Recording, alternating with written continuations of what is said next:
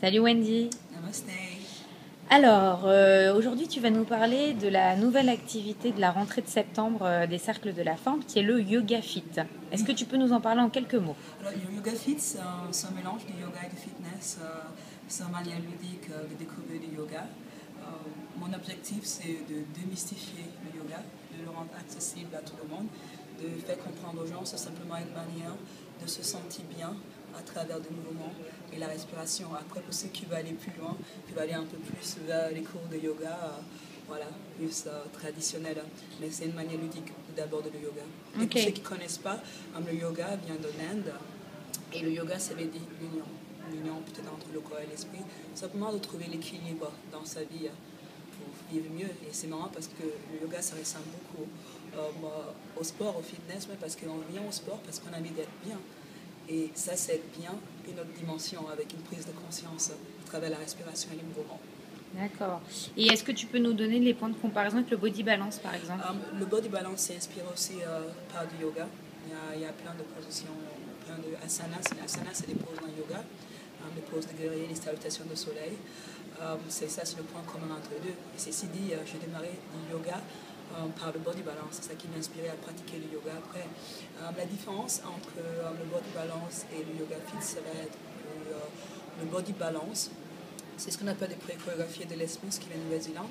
Le yoga fit, c'est une concept à moi par rapport à mon histoire, mon propre vécu, ma manière de voir et de ressentir le mouvement. Et avec du yoga fit, je peux me déplacer, je vais plus vous guider et être moins devant en train de montrer les mouvements. Ok. Après, on reste à peu près dans le même objectif. Ça va être un peu plus lent, ça va être moins de mouvements. Et c'est plus court, c'est une demi-heure. Ok. Et les bienfaits du Yoga Fit, de cette activité? Alors, il y a deux types de bienfaits. Il y a à l'intérieur et à l'extérieur. Okay. Moi, le focus, ça va être, moi, c'est ça à l'intérieur, le fait de se sentir simplement bien. Après, il y a le côté équilibre, souplesse, peut-être un peu de renfort.